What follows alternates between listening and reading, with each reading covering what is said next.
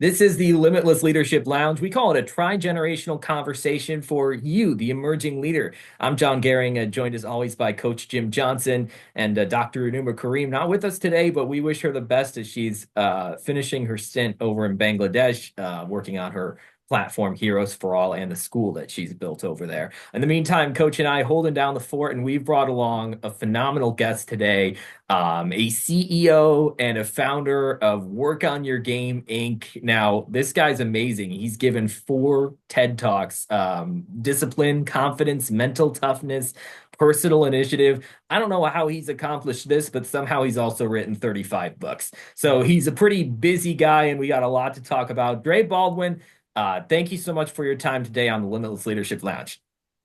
John, thank you for the introduction, and I'm looking forward to talking to you and Jim today. Thank you for having me on. So let's talk. You got a lot of things going on that I didn't even cover in the intro, like your work on your game masterclass and so much more. But right off the bat, that statistic, you've written 35 books, stands out to me because you've had quite the career and do a lot.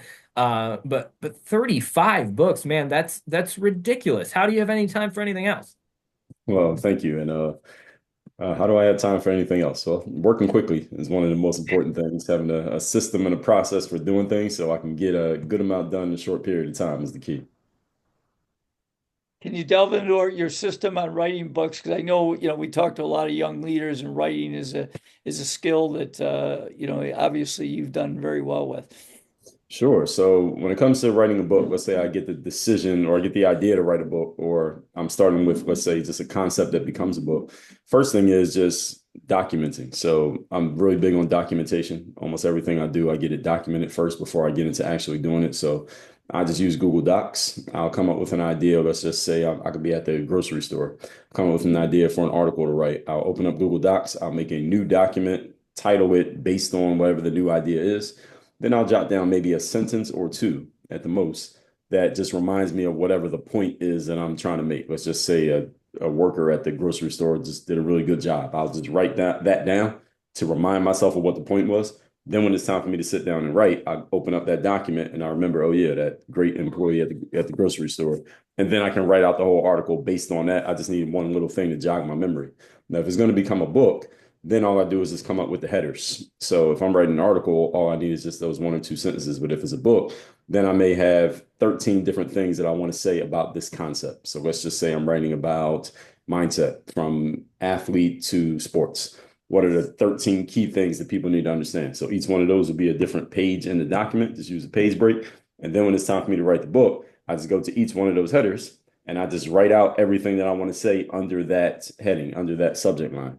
Now, the thing for me is that even though someone can listen to this and possibly copy it, the thing is, I've been talking about these concepts, anything that could become an article or a book. I've been talking about these things for 20 years, literally 20 years. So it's not like it's the first time I'm saying it or thinking it by the time I write it down into a book. I've said it over and over and over again for different reasons to different audiences and in different contexts. So by the time I'm writing it down, I've already kind of mastered, so to speak, the concept in my head or through speaking. So when I'm writing it down, I'm just giving the best version of it that I have. So that's generally the sequence that I use when writing books. The good thing about writing books these days is that now you have talk to text. So now you can just talk right into a microphone or into your phone, and it will write down everything that you're saying. So people who don't like to sit and write, this shortcuts the process a lot. The key to that is you have to learn how to speak in sentence form, such as where's the period, where's the comma, where's the exclamation point. You literally have to say it, comma, period, exclamation point, new paragraph, new line, space, quote, unquote. You have to say those things to make it come out the right way. Otherwise, you're going to be doing a hell of a lot of editing. I know. So that's pretty much my process for writing. And because I've been creating content for so long, Jim and John, I'm able to do this at I guess you can call it at volume. Interesting. Now, all of this content comes from a wealth of experience that you have, but something that, we certainly don't want to neglect is your basketball career. Now, this transformation is pretty surprising, and it's something that I know you talk about a fair amount, how, you ended up being a professional basketball player, but you weren't that great high school basketball star that often, goes on to become that professional. In fact, you said you were on the bench So talk a little bit about how you went from the bench in high school to professional basketball. Yeah, so actually my last high school game and my first professional game were about 5 years apart. So it was about a 5 year process, but I didn't start playing basketball, period, until about age 14. So I was Mm. always into sports, playing all different kinds of sports, dabbling and everything. Didn't get focused on basketball till 14, which was the start of high school. Didn't make that team in high school until my senior year because we only have one team. So there's no JV, there's no freshman teams, just one team. So I didn't make that varsity till senior year, sat on the bench that year. Was on the bench. I'm not sure I even got in the game. Our last game was a first round playoff exit. We lost in the first round my senior year. And then I walked on to play college ball at the Division III level, which is not a level that usually produces pro guys. But you get a lot of players playing there just because it's available, not because they're super ambitious about sports. But if you're relatively good, you can probably make the team at a Division III college on in pretty much any sport because it's not super duper competitive. It's competitive, but not seriously. And with no scholarships, there's not really a lot of money involved. So I walked on. I happened to be at a Division III college. I did not choose the college I went to because of sports, because why would I?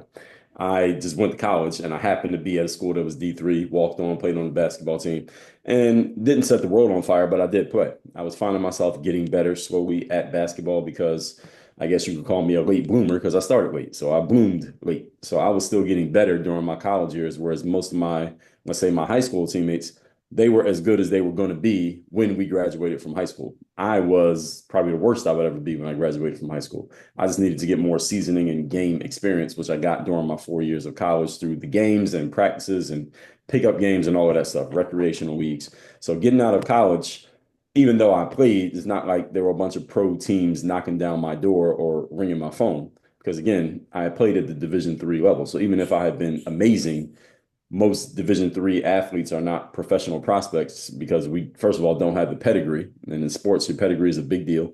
And secondly, who was I playing against? So even if I had averaged 30 points a game, I scored 30 points a game against guys who are not pro material. So it doesn't really prove anything. And I had teammates who put up better stats than I did, and no one was calling them. So I just noticed this by deductive reasoning.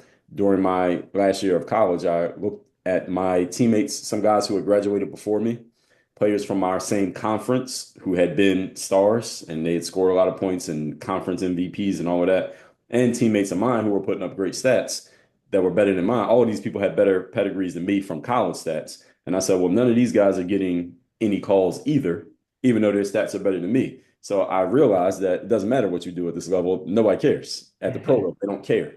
So I realized, okay, so if I can find out how to get myself on, and I can basically render everything that's happened up to this point completely irrelevant. So in the marketing world, we call this the big domino. Like, what's the one thing that matters the most that will make everything else not matter? So to give people an example of this, if you're selling cars and a soccer mom comes in and she's shuttling her kids around to ballet practices and soccer practices and back and forth to home and school, and she wants to buy a car, most important thing she wants is the safety of the vehicle. She knows you have great brakes, you have airbags all over the car, and it's a very safe vehicle. Then it doesn't matter how big the sunroof is or how good the sound system is, even though they're parts of the product. What matters the most to her is the safety of the car. So if you could sell her on the safety of the car, the rest of the elements don't really matter, even though they exist, if that makes sense. So what I came to understand is that I had a teammate who actually had played basketball overseas, or not played. He had friends who had played overseas.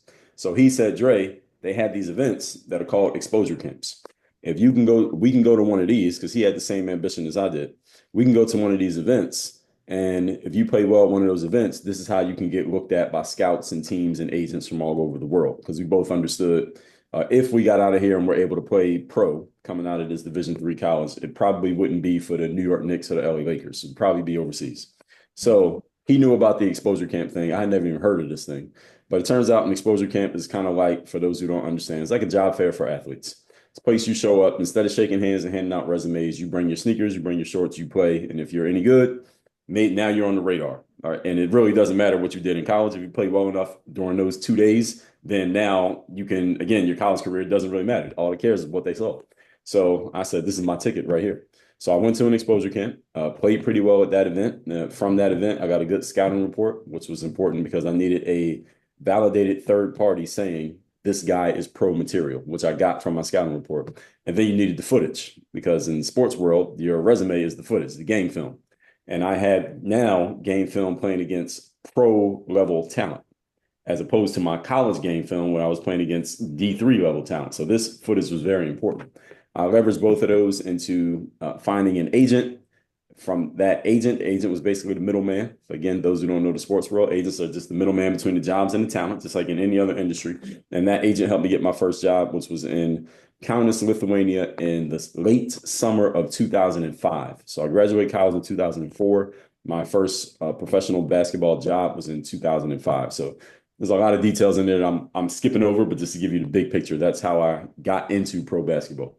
Wow, it's an incredible story.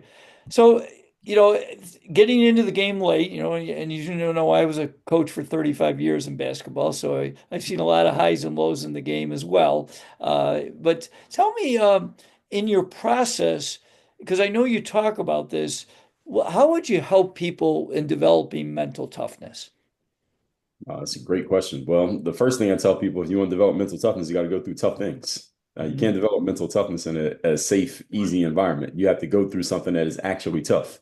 Now, there are two ways to go through things that are tough. One is that they happen involuntarily, which, depending on how you live in your environment, maybe the involuntary tough things happen more frequently than they do for other people. So if you come up in a rough environment or you don't have maybe the proper guidance or the proper information, you may deal with a whole lot of, as we say, trial and error, and a lot of those things are tough to deal with. But what if you are in an environment where you have a lot of help, you have a lot of support, you have a lot of assistance, a lot of information, and things are basically set up for you to be successful?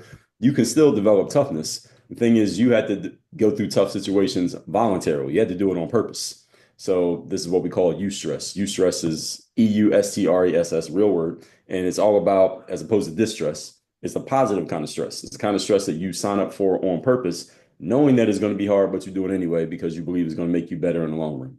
So what I tell people, Jim and John, is that this is when someone goes to the gym, you sign up for a CrossFit class or a boot camp, or you decide you're going to run a marathon. You've never even been around the block, but you're going to run a marathon. That's eustress. All right. You're signing yourself up for something that you know is going to be hard, but you believe is going to make you better. So you do it anyway. So it's a combination of both of those, either the involuntary tough things that you go through just because of the way your life is. Like, for example, me trying to make it as a basketball player, despite starting at age 14, it was involuntarily tough. If it could have been easy, I would have taken that route if it had been easy, but it wasn't. And then you have the voluntary stress that you sign up for, like going to an exposure camp when you have 2 days to prove yourself. And if you don't do anything during those 2 days, that might be the end of your career. So it's the voluntary stuff that you sign up for that can be tough. And then there's also the involuntary stuff that maybe you be lucky enough, so to speak, to have to go through if you're able to come out on the other side and tell the stories. Now, a lot of people go through challenging things and they don't come out the other side to tell the story because they don't become successful or what we call successful. So it's a combination of both of those things. And it's not going to be easy because, again, you can't become tough through easy things. You can become strong through easy things, but there's a difference between being strong and being tough. Strong is what you are capable of. Like somebody going to the gym, lifting weights every day, they have big muscles. That's strength. Toughness is about what you do with the strength. What are you willing to, and able to do, and what do you execute on when things actually get challenging? Because somebody can have big muscles, but they can't fight. Right? There's a difference. And somebody can have no muscles and they can fight. So there's a difference between strength and toughness. Yeah, and I know you speak about those particular topics as well, the strength, the toughness, the performance, the results that you can get not only athletically, but also in your business. We've had guests on who have gone from being professional athletes to speakers in the business world or coaches in the business world. And many have talked about how there's more overlap than you might think, because you think, well, he was a basketball player. What's he doing now talking to business owners? Talk a little bit about that transition, how difficult that was, but yet how much overlap there is from your journey in basketball to you now helping others in their journey in business. Sure. So I had to go back in the story. So about 2000, so I started playing ball in 2005. About 2009, I found myself unemployed.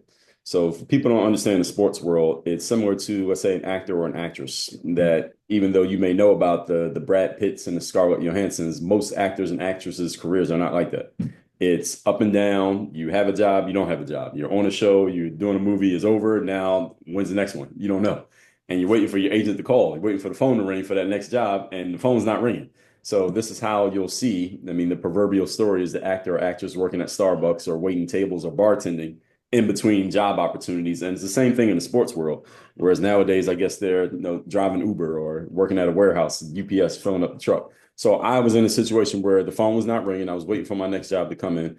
Now, the good thing is I've always been a bit of an internet nerd. So I had just finished reading Tim Ferriss's 4 Hour Work Week, which is an important book for me when it came to my business. And I started focusing more on this small audience I started to build on the internet, mostly basketball players. And I was just showing them how to do drills and dribble and stuff like that. But the players started asking about mindset because they were asking similar questions of what you guys have asked so far, just knowing my background, knowing that I had barely played in high school, walked on in college, and I was trying to grind my way through a pro career. They just asked, what kept you coming? What kept you showing up? How'd you get the confidence to perform? Why'd you keep trying when things weren't working? And I started talking about mindset through these videos that I called the weekly motivation.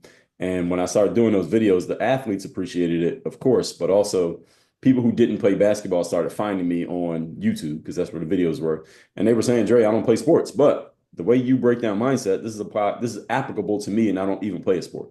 Oh. And that's when I knew that this message that I was sharing was possibly transferable to people who had never played a sport. And this is about 2009 going into 2010. So I just had this seed in my head that, okay, I can serve people who don't play sports with this because I knew I wanted to evolve outside of just talking to athletes at some point in my life, especially once I stopped playing. Because if I'm not on the court every day, then I'm not going to be as relevant to the ball players who are on the court every day. And I knew one day I wanted to get off the court, and I knew I didn't want to be a trainer or a coach. So that's what started it. So then about 2014, this is when I'm about to be done playing. I was just talking to a guy at a random pickup game and said, yeah, I'm about to stop playing probably in this next year. And he said, what are you going to do next? And because I've been making all these videos on YouTube, speaking digitally, people had always said, oh, Dre, you are a good speaker. You're good at articulating and explaining. You sound like a philosopher, a college professor or something like that, people would say to me. And I had heard that there was a entire industry where people would pay you to get on the stage and speak and just talk.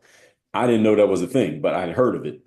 And I said, well, I'm thinking about maybe getting into professional speaking. I said this to this random guy to pick up basketball game. He said, well, you should look at something like Toastmasters, which I'd heard of, but I didn't know what it was. Come to find out, Toastmasters is not really that. It's not really a breeding ground for professional speaking, but it is a place to practice. So I went to a meeting. This is in South Beach, Miami, where I lived at the time, still in Miami. And I give a little speech, 4 minute speech that said, hey, I used to play basketball. I'm about to get out of basketball. I came here because I'm trying to get into professional speaking. I don't know how or where or what I'm even supposed to do, but I'm just doing this. I've always been a person who does something. Like I don't know what to do. Let me do something. So I went to that meeting. Guy comes up to me. Now there were only at this meeting is about 10 people in the room. There was only two black guys, me and this other guy. So this other guy comes up to me and he says, hey, Dre, I like what you said. I want to let you know I'm on the same journey as you. I just got done playing sports and I'm trying to get into the speaking business as well. This is just random happenstance.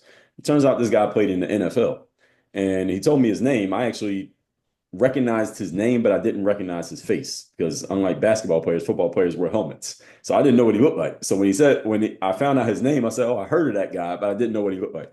So it turns out he really was trying to get into speaking business. He ends up going to this event that's all for professional speakers. It turns out it was a National Speakers Association conference. He was going to that event out in San Diego. And he said, whoever I meet, I'll pass you their info. You can call them because we were on the same journey. He passes me one person's information. She happened to be based in South Florida. She was a full-time speaker. She was already in doing everything, writing books, consulting, speaking, coaching, all of that. Everything I do now, she was doing. And I went to meet with her. We were supposed to meet for 30 minutes at a Starbucks. And that 30-minute meeting turned into 3 hours.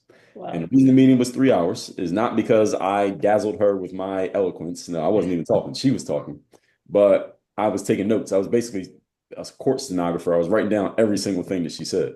So about 30 minutes into the meeting, she said, is any of this useful for you? Because I was just asking her, how do I get into this, et cetera. And I turned around my laptop. I was using Evernote at the time to take notes. And I just showed her that I was basically writing down everything that she was saying. And she was so impressed and blown away by the fact that I was noting everything she said. She just kept going. And I've always been a sponge, John and Jim. So I'm a person I basically download information into my head. So I basically downloaded everything that she said and I started applying it.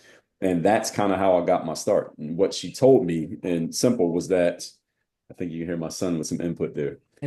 She was telling me that the business world, they love athletes. The speaking business loves athletes because athletes, we understand leadership because you had good coaches and bad coaches. We understand teammates because you have to play with other people. We understand discipline because you have to show up every day and do your work. We understand confidence because you have to go out there and perform. And we understand competition because you got to beat the opponents. So these are all the things that people in business need. So as long as you develop the ability to explain it and articulate it in some type of framework that other people can understand, translating from the sports world to the business world, there'll always be an opportunity for you. So she explained that to me. And at the time, I was already kind of using this phrase, work on your game. And she just explained to me, you just need to organize that in a way that it can make sense for someone who does not understand anything about sports. And I had that ability, and that's kind of how I got started. Very cool. Well, Dre, I got a few more questions I want to ask you, but one right off that you mentioned, and when I was doing some research on you, that you have like 8,000 videos, and I know videos has gotten so big in not only the speaking world but business and athletics, are certainly. Tell us, help our listeners with what were a couple keys to having an effective video. Wow, that's a really good question. I think the key to having an effective video, I probably have about 14,000 now. Now with the Wow. shorter ones and on top of basketball. The key is given, first of all, I tell people that they got to be able to see you and they got to be able to hear you. All right, so those are important. So you need good lighting and good sound. As long as they can see you and hear you, now it's about what you say. And it's just making sure that you're giving the audience that you're targeting or the audience who hears it something that is useful for them. So there is really no right or wrong. It depends on who you're giving it to and who actually wants to hear it. And that means sometimes you may make a video because there have been times I made a video and said, this video is going to be amazing. This is going to go viral. This is a perfect video. And then it just flops. And then there'll be times I'll make a video and I'll say, this is a throwaway. I almost didn't publish it because I didn't think it was that good. And that's the one that takes off. So you never really know because you got the algorithms, which you never know exactly what they want. And then you have the audience. So you never know what's going to catch on and what's not. And also, there are videos that I might have made in 2018, and then in 2022, all of a sudden, everybody starts looking at it. Like for I don't know why. Somebody just took a random 30-second clip out of a 20-minute video, put it on TikTok, and now that video is going viral for any random, many different reasons. Let's just say that some people trying to make me look bad, some people trying to make me look good. You never know. So that's the nature of the beast of the internet. And so the key is, as long as they can see you and hear you, it just comes down to what you say and who's hearing it, and if they need to hear it at that time. So it's a little bit of I don't want to go as far as calling it a lottery. There is a science to it. But at the same time, for someone like myself, I say the biggest thing is the consistency. Just be consistent in what you do, and the right people are going to self-select.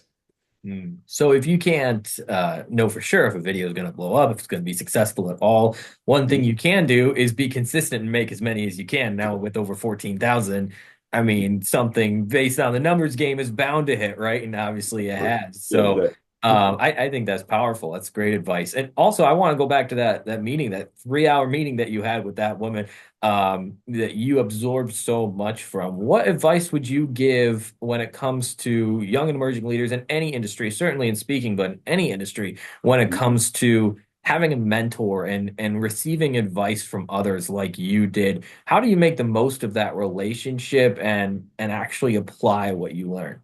Great question. So, number one, if you're going to reach out to someone to be a mentor of you, the best thing you can do is have some traction before you show up. So, when this football player gave me the number of this woman, her name is Donna St. Louis. She's the one who actually put me on. I cold called her, excuse me, because the guy gave me her number, but he didn't do an introduction. I just called her and said, hey, such and such gave me your information. And she remembered. Luckily, she remembered. So, she asked me, I told her I want to be a speaker, et cetera. And it turns out she had hundreds of people call her asking her the same question. I want to be a speaker. Can you help me out? So this wasn't new to her. She was on her computer when I called her. She was at her home office, and because I could hear her typing on her computer, she said, what's your name? I gave her my name. She said, you have a website? I said, yeah, I have a website. And my website, dreallday.com, still exists to this day. I could hear her typing the keys in on her keyboard. And she saw that I actually had a presence on the internet. She saw I had a YouTube channel. I told her I got a YouTube channel. She could see on my website at the time that I had books. So she could see that I was already doing something. I had some traction. And come to find out later on, she said she had decided before I had called her, she had decided that she wasn't going to do any more of those meetings with prospective professional speakers because she kept meeting with them and they wouldn't do anything with the information she was giving them. So she felt it was a waste of her time. So when I called her, the only reason she decided to meet with me is because she saw my website and saw that I was already on the internet. I already had a few books at that time. At that time, I had 4 books written. I had all these YouTube videos. And again, it was mostly basketball focused, but I was active. And that's the only reason she decided to meet with me. So number one thing, if you're going to meet with a mentor, the mentor wants to believe that if they share their wisdom with you, you are actually going to use it. So the fact that you're already using what you know is proof that you might use what you know, what you come to learn in the future. So as they say, number one indicator of future performance is past performance. So since I was already doing stuff, she was, I guess, willing to bet that I might use something if she gave me something useful. So that was number one. Number two is actually apply what they tell you. When you have a mentor, someone giving you knowledge, and they say, okay, well, here's the things you need to do, A, B, C, D. The next time you speak to them, you better tell them that you did A, B, C, D, and here's what happened. That's the way that you pay a mentor back is by actually applying what they said. Because when someone gets to a certain level of success, one of the things that people like myself in the coaching business or speaking or consulting, anything like that, one of the most valuable things for us is that when we share some game, as I say, with a person, we just want to know that you applied it and you got a positive result because that social proof is worth just as much, if not more, than the money. As long as I can get some social proof and someone can say, well, hey, Dre told me to do these things. I did them, and here's my success. That will get me 3 more clients. I don't even need your money. All right. That's the most important thing is the social proof. So the fact that you actually apply it is the key when you have a mentor, once you get them to give you the time of day. But to get their time in the first place, first thing you need to do, especially if you want someone to give you their personal time, you have to show that you're actually doing something. Now, when it comes to someone who, let's say, on the internet, they are mentoring you from afar. They don't even know you, but you know them because they're mentoring you with their content. Is you can just apply what they share. And then when you show up to their door, you say, hey, I've been following your stuff for some time. You don't know me, but look, this is what I've done. You said this, I did this. You said this, I did that. And you can show them a result. Now you have their attention. So it's just showing people that you actually do something because the plethora of content we have these days and the ease of access, it makes it seem like it'll be so easy for everybody to be successful, right? Because remember the commercials from 25 years ago, the information superhighway, that we're going to have all this information, everyone will have access to it. That happened. The challenge is that it actually had the opposite effect because now people take it for granted. Oh, I access to information whenever I feel like it. And people end up actually doing less, not more, even though we have access to more information. So it's the application that gets people's attention. And can I give you one other story about this? Yeah, please. So there's a speaker named Derek Sivers. He's also an author. Either you heard of him, Derek? Yeah. Okay, so about 2014, I was listening to Tim Ferriss' podcast. And Tim does these 2-hour interviews. So he had Derek Sivers on his podcast. And I've been a reader of Derek for some time, listened to some of his stuff. And at the end of the interview, Tim says, well, how can people in the audience learn more about you? No, people always ask that. And Derek said, well, people can email me. And he gave out his personal email address. And Tim Ferriss was almost like, wait a minute, Derek, you might not want to do that. Like, I got millions of listeners here. You're going to get bombarded with emails. And Derek said, no, it's okay. I will actually go through every single email and I will respond to anyone who emails me. It may take me a while, but I will respond. I wrote him an email. Now, I've been following Derek for some time, and I actually was a fan of his work. And I wrote him an email and told him, hey, I'm a fan of your work. I remember you wrote this and this, and I mentioned a few things of his stuff from back in the days that he had done. So he knew I wasn't BSing him. And he wrote me back because the reason I wrote him was because I was still trying to figure out the professional speaking thing. This is before I met my mentor. I was just asking him, how can I get started as a speaker? And he said, what you should do is maybe try to do a TEDx talk. So what you should do is maybe go on the TEDx website and put in where you live, and they'll show you events that are where you live, and then you can just apply to go speak at some of them. And I did that. That's how I got my first TEDx talk. Actually, my first 2 came from actually following that process with Derek Sivers. And I'll give you one more. I was listening to, I think it was also Tim's podcast years later, and there was Seth Godin. I'm sure you 2 have heard of Seth. And I've been a reader of his blog for over a decade. And at this time, I have a book literally called Work on Your Game. And this was a book through a traditional publisher. It was the first time I worked with a traditional publisher. And they're really big on, can you get a blurb from a well-known author that we can put on the front of the book or the back of the book? So can you just get some well-known person to put a blurb on your book? So if you look at this book, Work on Your Game, as you can see, I have a blurb from Seth Godin. Practical, useful, and urgent advice from someone who's been in your shoes. There's work to be done. Get to it. The way I got this blurb is I emailed Seth Godin, and he said, because he had said this in the interview, because Tim was asking him, he said, I'm sure you get plenty of requests. What do you say yes to? What do you say no to? Because Tim was talking about how he stopped saying yes to things because he got too many requests. Seth said, if you write me and ask for a blurb, I will do it, but there are some requirements. First of all, don't write the blurb for me because I want to actually read your book. Secondly, you must be working with a traditional publisher. And if you do those two things, I will do a blurb for you. And I listened to that and I wrote him and he wrote me a blurb. I got another one from Daniel Pink. You probably have heard of Daniel. So Yeah. that's how I got, and he's on the back of the book. So the point of this, I'm telling all people all this, not to impress you, but to impress upon you. Well, I am trying to impress you a little bit, but to impress upon you that it's taking the initiative because I didn't have an in basketball. I did not have an in business. It was all just doing outreach, reaching out to people. I mean, YouTube, we talked about this before we started recording. I didn't have an in. I reach out to people and I know how to sell myself. That's been the key for me is I know how to sell myself. I know how to sell whatever it is that I'm putting out there to get somebody else's attention. Doesn't mean everybody I reach out to says yes. That's not the case. But I'm willing to make the outreach. And that's been probably the most important aspect if we were to weave the basketball with the business together. Most important one is just my willingness to take initiative, outreach, and basically pitch. That's what it is. It's excellent. Thank you. Hey, Dre, obviously you played basketball for quite a while, so you get a lot of coaches and other leaders as well. And, Yeah. our goal here is to help young and emerging leaders. So if you were zeroed down from the experience of you doing leadership and also people that you've worked under, their leadership, help a young emerging leader zero in on maximum of 3 ingredients you would share with a young leader to help them become a more effective leader. Number one, communication skills. That's everything. You must be able to communicate if you're going to lead. You have to be able to get your thoughts that are in your head across to other people in the written format and the verbal format in a way that not only do they understand, but they also will be able to apply what it is that you're saying. Because if you say what you want to say, but people don't get it, then it doesn't matter. So communication is number one by far.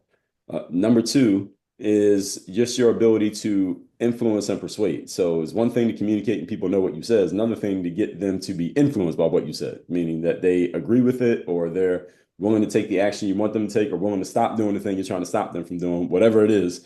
You have to be able to influence and win friends and influence people, as Dale Carnegie book says. So you have to be able to do that. And that is a combination, not just of your words, but of your style. So everybody has to find their own style. Because I can't go out there and talk like Tony Robbins or Eric Thomas or Michael Jordan. I have to talk my way. And your style has to fit who you are, has to fit your energy. And people had to believe you. Now, if you're going to be influential, people have to believe that whatever it is that you're saying, you actually believe it. If you believe it, then they'll believe it. Whether they agree or disagree, they shouldn't think that they're not sure you believe what you're saying. So that second thing is the influence piece. And the third piece for a young leader who wants to, what's the thing the young leader's trying to do? Be more effective, be able to lead a team successfully. Okay, to be more effective is we got to be clear, clarity. That's the third thing. And what I find in working with entrepreneurs, John and Jim, this is the most interesting thing I find working with entrepreneurs is that often they have very little clarity, meaning they're doing a whole lot of work. They're putting forth a whole lot of effort and they have a lot of resources, but they're very unclear on who, what, when, where, why, and how when it comes to the goals that they're trying to reach. So achieving clarity as a leader, it must be very, very clear everything that you communicate. It must be very clear what you want people to do and what you want them to not do. And it must be clear to you. As Jim Rohn said back in the days, if it's hard for you to make it clear for someone else, it will help to make it clear for yourself. So you have to be very, very clear on what it is you're communicating. Then you have to say it in your style, and then you got to make sure everybody else gets it. So those three things. So work on You brought up, I got to just share. I'm a big Jim Rohn fan, and we actually had his manager Kyle Wilson on our podcast. Yeah, Yes, Jim Rohn myself as well. I hear you. So go ahead, John. Hey Dre, so work on your game. That's the title of the book that we see right there behind you. It's the title of a lot of what you're doing. Tell us a little bit about the how that statement came about and why that's so important to you as an athlete and a speaker. Yes, that was about 2009. So at this point, I had a growing audience of basketball players on YouTube, and I was starting to become like this go-to guy for basketball help on the internet. So this was from about 2005 to about 2010. There weren't too many people publishing content on the internet, especially for basketball and practicing for free. So word of mouth, my name was getting bigger. And players would come to me in my comments just asking, hey, can you give me some help, some advice, some tips on whatever. So one day, 2009, I was in a 24-hour fitness gym right here in Miami. It was about 2 o'clock in the morning. For whatever reason, I was awake. And I always had my little camera with me. This is before we had cameras on our phones. So I had my phone and I had my cheap little $100 camera. And I just finished the workout. Excuse me. I was stretching after the workout and I had my camera on. And I always kept it with me just in case I came up with an idea and I would record it. And the video is still on YouTube. And I said to them, hey, many of you players keep asking me for help and tips and advice. And I'm going to explain something to you all. The reason that you can't play, the reason you're not on the team, the reason nobody passes you the ball when you play is because let's look at where I'm at and look where you're at. I'm in the gym. I just finished the workout at 2 in the morning. You're on YouTube watching videos. This is why you can't play. And I explained to them, like, you need to stop watching YouTube. I said, close the video. Stop watching this. Stop playing Xbox. Stop hanging out in the corner and go work on your game. And I put some colorful language in there with it, but people got the general point. And when I said that, people really took onto that phrase. And I wasn't really trying to brand it. I was just talking. And people kept repeating that phrase back. And it took me a few months to realize it. And that's when the light bulb went off. And I said, I can make my entire brand work on your game, because the good thing about work on your game is not limited to sports. Like, this can apply to anybody, anywhere. So about 2010, that's when I kind of branded it and really made that my thing, work on your game as the thing. So when people see me, they either know Dre all day or they know work on your game. Those are two things they know. So that's where it came from. That was the foundation. So you've now actually had developed this framework too, based on that saying work on your game. Is that right as well? Yeah, so the framework was based in the discipline to show up every day to do the work, confidence to put yourself out there boldly and authentically, mental toughness to continue showing up, doing the work, putting yourself out there, even when the success is late to the party, and personal initiative to go make things happen instead of waiting for things to happen. Beautiful. Well, Dre, as we do this interview, it's 2025. And one of the things we hear a lot about is the famous New Year's resolutions. But let's delve in. What advice would you give to listeners about how to be a more effective goal setting? Can you share a few tips that's helped you in setting goals? Yes, absolutely. First thing is start with just the outcomes. So the outcomes are things most people can easily visualize and verbalize. So an outcome would be, I want to buy a new house. So I want to retire my mom. I want to get some new sneakers. I want to score 25 points a game. Whatever the outcome is, the result. Those are the things that you want to have. So get all those written down. And it's very important when it comes to goals. They need to be written down, committed to paper, digitally or physically, but write them down. The second level, after the things you want to, the outcomes, is the actions. What are the actions that you need to or want to take in order to achieve the outcome? So that might be something like, I am going to go to the gym 5 times a week, or I'm going to drink 5 liters of water per day, or I'm going to stop smoking cigarettes. So I'm going to launch my podcast, whatever the actions are that a person needs to take in order to achieve those goals. And the good thing is you do it in this order, because the outcomes need to be cross-referenced when you're setting the actions, because every action needs to be commensurate with you reaching that outcome. So if you're going to make 10 times more money, okay, what actions are you going to do that's going to lead to that? So then you lay those actions out, at least to the best of your knowledge. Then the third one is the question that many people never ask themselves, because these first two are about things you want to have and stuff that you need to do. Most human beings understand both of those concepts. And this is the reason why most people spend their lives doing a whole lot of work. Most of us spend half of our waking lives working, if not more than that. And I mean, my whole brand is called Work on Your Game. So I'm not against the concept of work. At the same time, there's a key third question that most people never ask. And the question is, who do I need to be? What type of person must I be? And what type of person must I become while taking these actions so that I can achieve this outcome? And the challenge with this is many people, when they start thinking about it, they struggle to come up with even one answer, because most people default to actions. So let's say someone says, I want to lose 30 pounds, and to lose 30 pounds, I want to go to the gym 5 days a week. Who do I need to be? And usually they will say something like, I need to be disciplined in waking up early. All right, that's an action. That's not a being. Being is the type of mindset and stature and the person that you see in the mirror in order to take the action. So the action would be something like, the being would be something like, I need to be a person I need to be and have the mindset of a person who's in great shape. So a person who's in great shape, what do? Well, they get up every day and they go to the gym. Now, you see someone who's in great shape, you don't have to ask them if they work out. Now, you know they work out, right? Because that's who they are. That's the type of person that they are. I need to be a person who doesn't drink alcohol, a person who doesn't smoke, a person who doesn't sleep in, a person who doesn't sit around and watch 3 hours of Netflix every day. So it's what type of person do I need to be? This is about your energy, is about your stature, is about, again, who is the person that you see in the mirror. The challenge with the being part is that you can't measure it and you can't count it and you can't weigh it, as opposed to the things that you do and the things you have, you can count them. You can check the box. You can say, all right, I was supposed to do 7 of these. I did 6. I got to do one more. You can't do that with the being part. It's all very intangible. And it's the reason why many people don't grasp it. And it's also the reason why it's the most important one, because it's the one you can't touch. Same way that mindset's the most important aspect of success, even though you can't measure or count your mindset.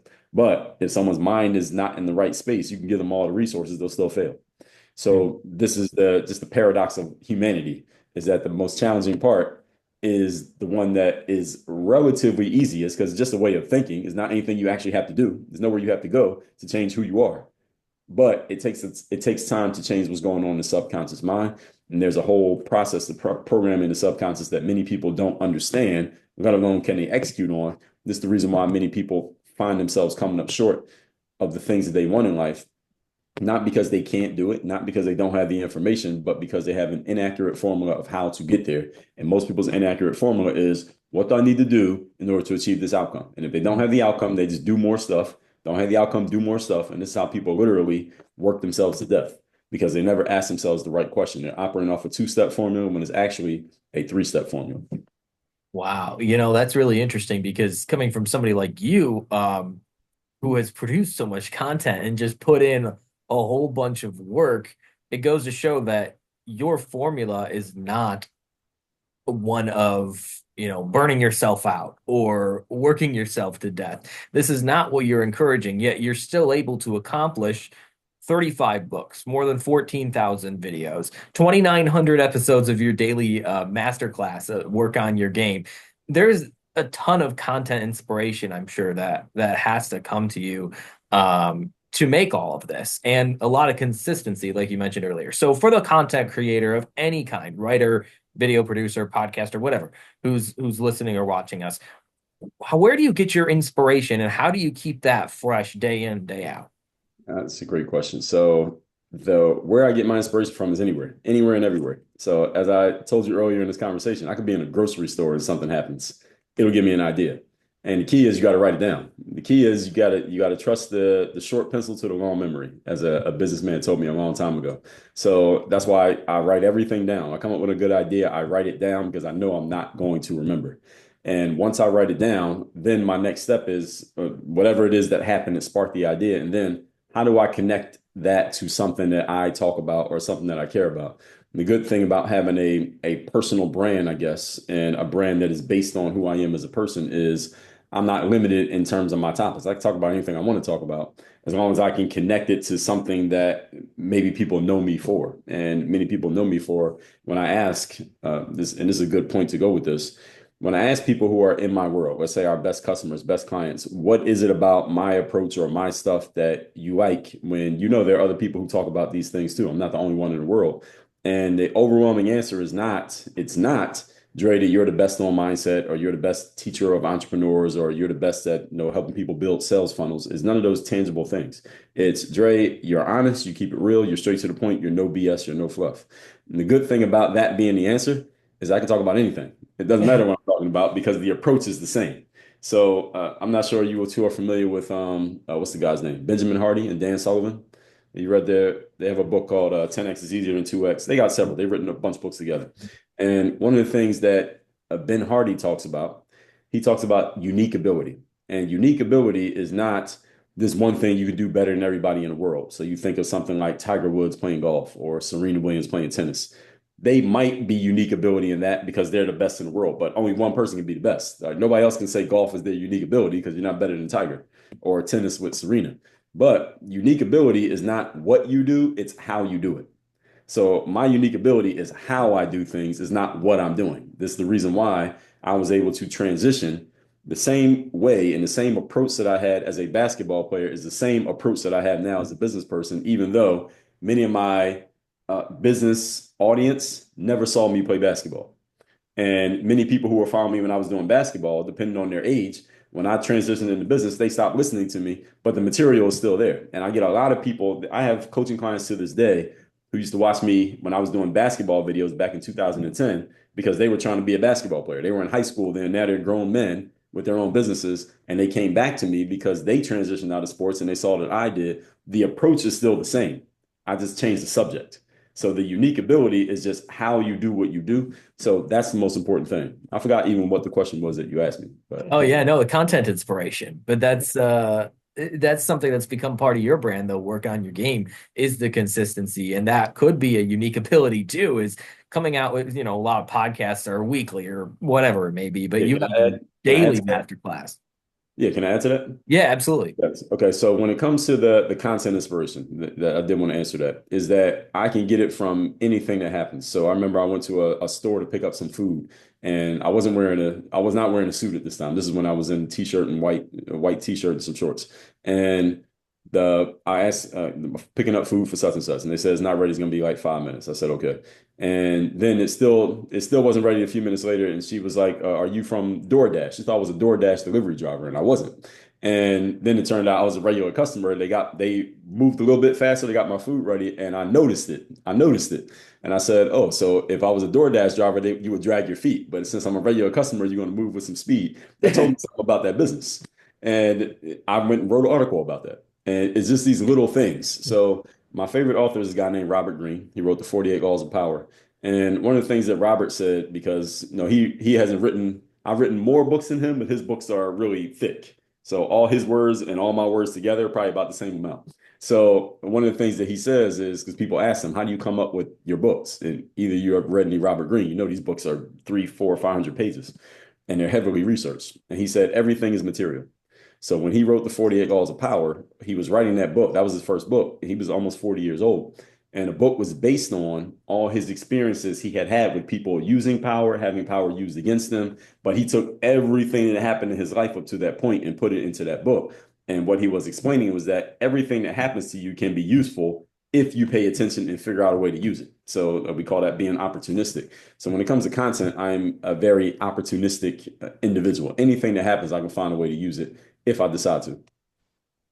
Well, Dre, we really appreciate. I have one last question. I know John will ask you probably a final question and how we can get or our listeners can get a hold of you. But my final question. But first of all, I really appreciate your input, and we really look forward to continue to stay in touch. I admire what you're doing and keep making a difference. So I'm curious. I did hear you on a podcast, and I'm intrigued by the book The Third Day. Can you talk a little bit about that? That's my final question. Sure. So the third day is, I talk about this sometimes in my keynote speeches. The third day is about that day when you don't really feel like showing up and doing the job. You actually don't feel like doing it at all. But rather, you have to show up because it's your job, it's your responsibility, everything's on you. And you have to find a way to find the energy and the motivation, if you will, to give your best effort when you least feel like it. Excuse me. And that's what the third day is all about. And the example I give to people is like a person who hasn't been to the gym in a while, and we're recording this early in the year. So let's say, like, I went to the gym this morning. There was more cars in the parking lot than I seen last week, a lot more. And that's the first day. The first day is maybe the first week or two at the gym. The second day is about the second half of January, and by around Valentine's Day is the same people from last year who are there at the gym. And that's the third day. The third day is when the newness of the situation wears off, the new car smell is gone, the welcome party is over, and whatever it is you signed up for, you realize that this is actual work. It seemed fun to start a podcast when you launched it, but then when you get to about episode 10, you're like, oh, this is actual work. We got to record this. We got to schedule people. We got to get the mics right. We got to edit it. We got to put it out. This is not as fun as it sounded when we were thinking about it. And that's when you find out who's serious, and when you get to the third day. So we don't know who's serious about the gym right now because it's early. But by about Valentine's Day, it'll be the same people from the end of last year who were in the gym. And I tell people that the third day is like for athletes. The reason that I stopped playing was because of the third day. I didn't get tired of the games. I didn't get tired of traveling the world on somebody else's dime. Didn't get tired of playing a sport for a living. I got tired of the training. I got tired of working out 2 or 3 times a day every summer. And I got tired of the grind that came with it. And when you get tired of that grind, you got to get out of the game because you won't be good enough. If you don't grind, you will not stay good enough to beat your opponents unless you happen to be super talented if you're, LeBron James, but I wasn't that. I had to do that in order to stay good enough to compete. So most athletes are in that position that I was in. And when you hit that third day, you know it's time to walk away. So that's what the third day is about. Very good. Giving us so much good insight, especially when it comes to whether you're an athlete or a business owner or just anybody looking to become a better leader who's young and emerging, our audience. But I'm curious about this, and I think it's a good idea to ask, all of our guests this. We try to incorporate some form of this question because we look at statistics. The happiness index is one of them, and many other studies have been done saying that, despite our ability to be so connected in this modern world, so many of us feel disconnected and unhappy and quite honestly miserable. So you've done a few different things in your life from becoming a really successful basketball player. You traveled a lot, obviously playing in 8 different countries. Now you're doing your professional speaking. You've had the highs, you've had the lows in your life. Tell me, to you, what is happiness, success, and ultimate fulfillment? Mhm. Well, happiness is not something I don't consciously think about being happy. I'm happy right now, like having this conversation. Like for me, it's about performance. I tell people this is a performance-based business and a results-based business, specifically when I'm speaking to the males. I find males tend to be more ambition-driven, more competition-driven, more success-driven. I mean, we have testosterone. We're driven to compete and defeat and to win.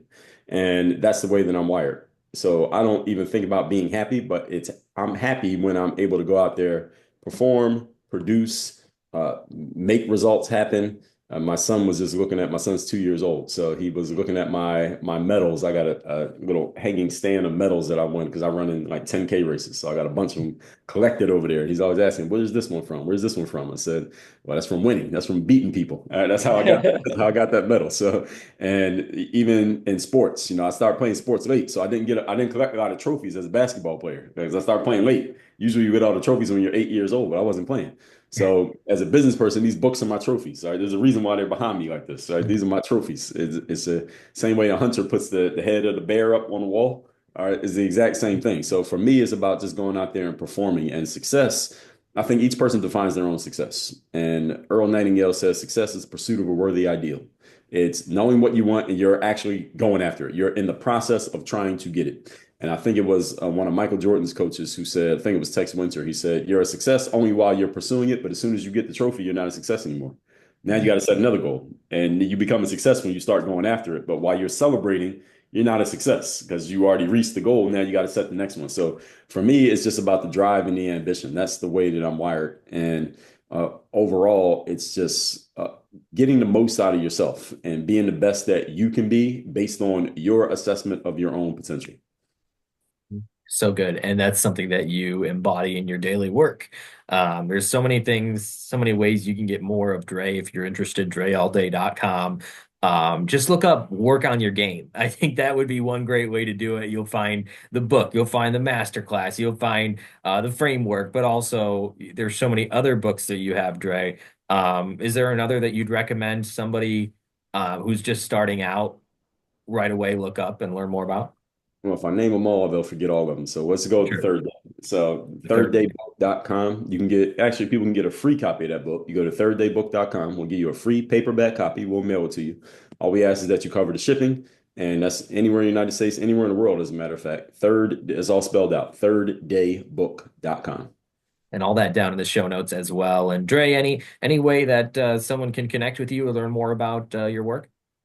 Absolutely. So you can go to workonyourgameuniversity.com. Any of those sites that you mentioned, once you put your email address in, we'll have it. You'll be on my email list. We send out emails every single day. And of course, I'm on every social media platform. My profiles are all public. So just type my name in, Dre Baldwin, Dre Baldwin, and you'll find me anywhere and everywhere you use social media. I'm active. Dre's everywhere. Continuous content inspiration and a lot of stuff to pick up from Dre. Dre Baldwin. Dre all day. Thanks so much, man, for coming on today and teaching our audience a lot. John and Jim, I appreciate the time. I appreciate your opportunity. Thank you for sharing your platform.